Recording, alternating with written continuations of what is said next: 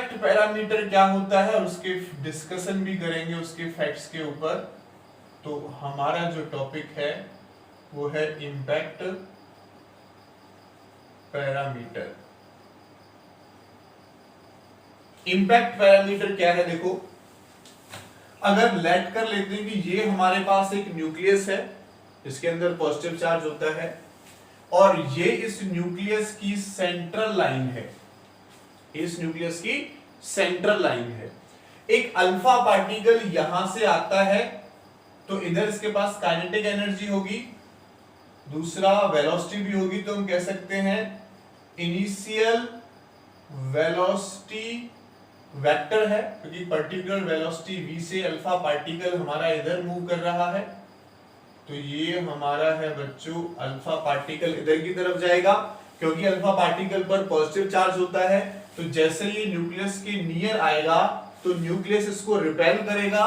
तो ये कुछ एंगल से एक्चुअल में जाना चाहिए था ऐसा, लेकिन कुछ एंगल से इस टाइप से अपनी डायरेक्शन को चेंज कर लेगा। तो सेंट्रल लाइन से इनिशियल वेलोसिटी वेक्टर की जो परपेंडिकुलर डिस्टेंस है, ये वाली डिस्टेंस जिसको मैं स्मॉल b से रिप्रेजेंट कर रहा हूं, इस वाली डिस्टेंस को हम इम्पैक्ट पैरामीटर बोलेंगे। क्लियर और not?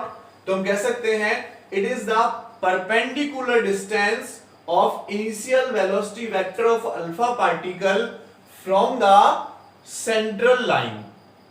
Okay, from the central line. ठीक है, central line से initial velocity vector of alpha particle की जो perpendicular distance होता है उसको हम कहते हैं बच्चों क्या? impact parameter. अगर मैं इसके फॉर्मूले की बात करता हूं तो सीधा हमें इसका फॉर्मूला गिवन है, जिसका प्रूफ हमारे सिलेबस में नहीं है। तो जो b है हमारे पास, इसका फॉर्मूला हो जाता है 1/4 pi epsilon not ZE² cot θ/2 E। ये हमारे पास इम्पैक्ट पैरामीटर का फॉर्मूला होता है। और अगर मैं E की बात करता हूं तो E मेरे पास वही काइनेटिक एनर्जी है 1/2 mv²। ठीक है, perpendicular distance of the initial velocity vector from the central line of the nucleus. Okay, इसको बोलेंगे हम इम्पैक्ट पैरामीटर। अब इसके कुछ फैक्ट्स हम डिस्कस कर लेते हैं, कुछ डिस्कशन कर लेते हैं। जैसे फर्स्ट पॉइंट में डिस्कस करूंगा कि जो इम्पैक्ट पैरामीटर है बी हमारा लार्ज कब होगा? ठीक है, या हम कह सकते हैं इफ इम्पैक्ट पैरामीटर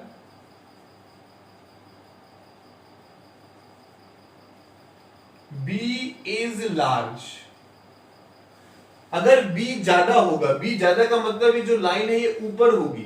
ठीक है, ये जो initial velocity vector alpha particle थोड़ा ऊपर होगा। अगर B ज्यादा कब होगा बच्चों? जब cot θ/2 ज्यादा होगा, या रिवर्स भी कह सकते हैं। If impact parameter B is large तो cot θ/2 is also large। ठीक है, तो cot θ/2 भी क्या होगा? ज्यादा होगा।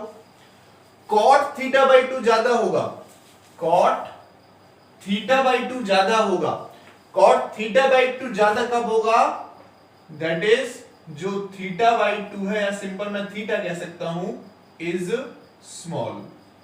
जब θ/2 या थीटा हमारे पास स्मॉल होगा तभी कॉट लार्ज होगा, और कॉट लार्ज होगा तो इम्पैक्ट पैरामीटर भी क्या होगा? लार्ज होगा। ठीक है, साइन के लिए या tan के लिए मैं बात करता हूं, अगर एंगल ज्यादा होगा तो वैल्यू भी ज्यादा होती है साइन tan की। और अगर मैं कॉट की बात करता हूं तो tan के रिवर्स हो गया, अगर एंगल कम होगा तो कॉट ज्यादा होगा, और अगर एंगल ज्यादा होगा तो कॉट कम होगा, रिवर्स होता है। यानी एंगल स्मॉल होगा तो कॉट ज्यादा होगा, और कॉट की वैल्यू ज्यादा होगी तो हमारे पास इम्पैक्ट पैरामीटर भी क्या होगा बच्चों? लार्ज होगा। और ये स्मॉल होने का मतलब है कि इनिशियल वेलोसिटी वेक्टर न्यूक्लियस से थोड़ा सा ऊपर से होता हुआ गया है। ओके, सेकंड पॉइंट हम डिस्कस कर लेते हैं। इफ जो impact parameter B is small हो जाता है बच्चों, अगर इम्पैक्ट पैरामीटर B हमारे पास स्मॉल हो जाता है, देन हम कह सकते हैं कि cot θ/2 इज ऑल्सो स्मॉल, है ना? cot थीटा बाई 2 जो है हमारे पास वो भी कैसा होगा बच्चों, स्मॉल होगा। और अगर cot थीटा बाई 2 हमारे पास स्मॉल होगा दैट इज तो थीटा बाई 2 क्या हो जाएगा बच्चों, लार्ज हो जाएगा। ठीक है, लार्ज होने का मतलब है कि अल्फा पार्टिकल हमारा यहां से आ रहा है तो इनिशियली जाना ऐसे चाहिए था, लेकिन स्ट्रांगली इसको रिपेल करेगा और ये ऐसे चला जाएगा, नहीं एंगल अब ये वाला एंगल बनेगा थीटा। ठीक है, थीटा बाई 2 इज लार्ज, तो जो इनिशियल वेलोसिटी वेक्टर है उसकी डायरेक्शन कहां होगी बच्चों, नीचे होगी, एंगल ज्यादा होगा। क्लियर। थर्ड पॉइंट मैं इसके साथ डिस्कस कर लेता हूं, इफ b इज 0, अगर b 0 हो गया तो आप समझ भी रहे हैं b 0 होने का मतलब क्या है कि अल्फा पार्टिकल यहां से जाएगा। ठीक है, b 0 का मतलब अगर b 0 होगा देन cot थीटा बाई 2 भी क्या होगा बच्चों, 0 होगा। इसका मतलब और cot थीटा हमारा कहां पर 0 होता है, 90 डिग्री पर 0 होता है ना, 90 डिग्री पर 0 होता है, यानी थीटा बाई 2 क्या हो जाएगा बच्चों, 90 का। यानी मैं ये लिख सकता हूं कि यहां से cot क्या हो जाएगा बच्चों, 90। cot से cot कटेगा, थीटा बाई 2 90, यानी जो थीटा है वो हमारे पास आ जाएगा 180 डिग्री के इक्वल। क्या आ जाएगा, theta is equal to 180 degree, यानी पार्टिकल यहां से जाएगा, यहां पर रुकेगा मोमेंट्री और फिर वापस अपने इसी पाथ को फॉलो करके वापस आ जाएगा, अगर b की वैल्यू क्या होगी बच्चों, 0 होगी।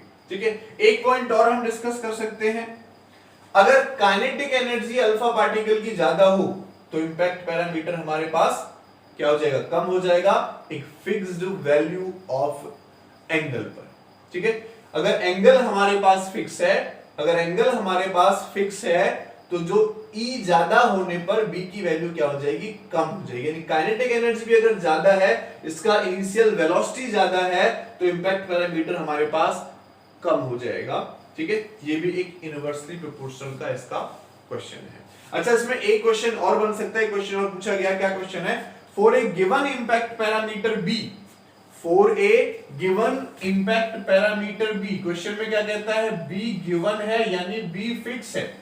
For a given impact parameter B, does the angle of deflection increase or decrease with increased energy? Does the angle of deflection decrease or does the angle of deflection decrease or increase by increasing kinetic energy? कहता है कि B given है, अगर B given है तो जो angle है deflection का यानी थीटा वो डिक्रीज होगा या इंक्रीज होगा अगर हम काइनेटिक एनर्जी को इंक्रीज करते हैं। देखो फॉर्मूला आपके पास है, b = 1/4 एप्सिलॉन और z² cot theta by 2। b constant है, अगर b कांस्टेंट है तो e का क्रॉस मल्टीप्लिकेशन इधर होगा, तो हम कह सकते हैं कि e डायरेक्टली प्रोपोर्शनल हो गया cot थीटा बाई 2 के, cot थीटा बाई 2 के।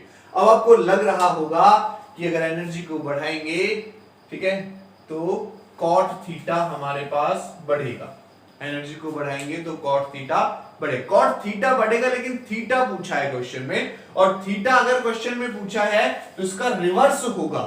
ठीक है, इफ E इंक्रीजेस, E को इंक्रीज करेंगे तो cot थीटा बाई 2 भी इंक्रीज होगा, बट जो थीटा है वो क्या होगा बच्चों, डिक्रीज होगा, है ना। यहां पर भी मैंने डिस्कस किया था कि इसके इनवर्सली प्रोपोर्शनल होता है, अगर cot थीटा हमारे पास स्मॉल आ रहा है तो थीटा बाई 2 लार्ज होगा, नहीं एंगल ज्यादा होगा तो cot की वैल्यू इनवर्स होती है, कम हो जाती है। tan और sin केस में वो डायरेक्टली प्रोपोर्शनल होता है, cos में भी इनवर्सली प्रोपोर्शनल हो जाता है। तो ये हमारे पास क्या क्वेश्चन हो जाएगा। एक न्यूमेरिकल और देख लेते हैं हम, इस पर इंपैक्ट पैरामीटर पर एक क्वेश्चन डिस्कस कर लेते हैं। फॉर्मूला मैं यहां पर लिखा रहने देता हूं, ठीक है। फॉर्मूला हम यूज करेंगे,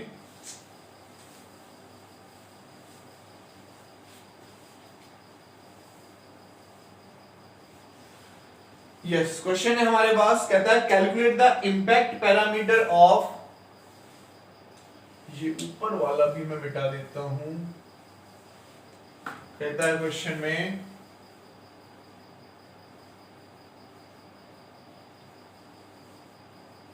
calculate the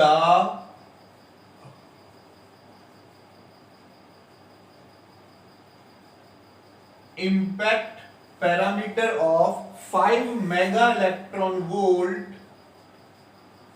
5 mega electron volt particle, ठीक है, अल्फा पार्टिकल की बात कर रहा है generally, scattered by 90 degree, scattered by 90 degree when it approach a gold nucleus, when it approach a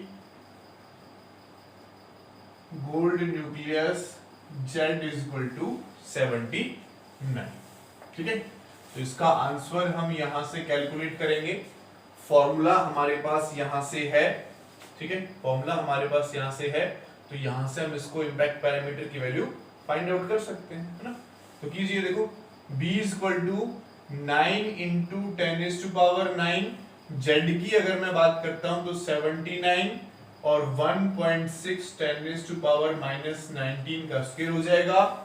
cot theta by 2, theta 90 का है, तो ये कितना हो जाएगा, cot 45 degree and divided by E की वैल्यू कितनी है 5 मेगा को चेंज करेंगे 10⁻⁶, जूल में बनाएंगे 1.6 10⁻⁻90, ये जूल में आ जाएगा।